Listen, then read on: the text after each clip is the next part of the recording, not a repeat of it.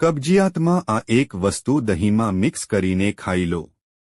એક વાટકી દહીં અને એક ચમચી અળસીના બીજ તમારા શરીર માટે ચમત્કાર કરી શકે છે. ચાલો બંનેના ફાયદા જોઈએ. પ્રોબાયોટિક્સથી ભરપૂર દહીં તમારા પેટને સ્વસ્થ રાખવાનું કામ કરે છે. આ ઉપરાંત અળસીના બીજના પણ અનેક ફાયદા છે. એક વાટકી દહીં અને એક ચમચી અળસીના બીજ તમારા શરીર માટે ચમત્કાર કરી શકે છે. ચાલો બંનેના ફાયદા જોઈએ. દહીં ખાવાના ફાયદા. 1. પાચનને સરળ બનાવવામાં મદદ. દહીંમાં તમારા આંતરડામાં સારા બેક્ટેરિયાને વધારવામાં મદદ કરે છે.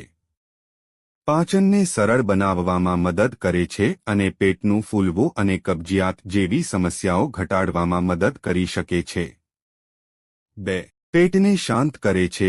દહીંની ઠંડક આપતી પ્રકૃતિ એસિડિટી ઘટાડવામાં અને પેટમાં બળતરા ઘટાડવામાં મદદ કરે છે. આનાથી સંવેદનશીલ આંતરડાવાળા લોકો માટે ફાયદાકારક બને છે. 3. પોષક તત્વોના શોષણમાં મદદ કરે છે. દહીં જેવા આથાવાળા ખોરાક તમારા શરીરને જરૂરી પોષક તત્વોને વધુ સારી રીતે શોષવામાં મદદ કરે છે. 4. રોગપ્રતિકારક શક્તિ વધારે છે. સ્વસ્થ આંતરડા મજબૂત રોગપ્રતિકારક શક્તિ સાથે ગાઢ રીતે જોડાયેલા છે. દહીંનું નિયમિત સેવન આ જોડાણને મજબૂત બનાવવામાં અને સારી રોગપ્રતિકારક શક્તિને ટેકો આપવામાં મદદ કરી શકે છે. અળસીના બીજના ફાયદા. 1. ડાયટરી ફાઇબરથી ભરપૂર. શણના બીજ દ્રાવ્ય અને અદ્રાવ્ય બંને પ્રકારના ફાઇબરનો સારો સ્ત્રોત છે. તે મળને બલ્ક કરવામાં મદદ કરે છે, જેનાથી આંતરડાની ગતિ વધુ નિયમિત અને સરળ બને છે. 2. પાચનતંત્રમાં બળતરા ઘટાડે છે. ઓમેગા-3 ફેટી એસિડની માત્રાને કારણે શણના બીજ પાચનતંત્રમાં બળતરા ઘટાડવામાં મદદ કરે છે. 3. પેટ ભરેલું લાગે છે.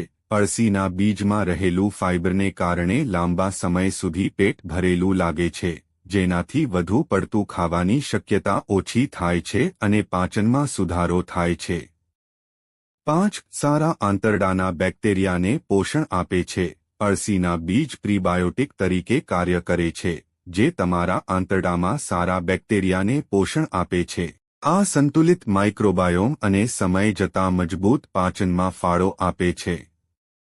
મિત્રો, જો તમને વિડિયો પસંદ આવ્યો હોય તો લાઇક કરો અને સબસ્ક્રાઇબ કરો અને બાજુમાં આપેલા બેલ આઇકન પ્રેસ કરીને ઓલ પર પ્રેસ કરજો જેથી તમને વિડિયોની નોટિફિકેશન સૌથી પહેલા મળતી રહે.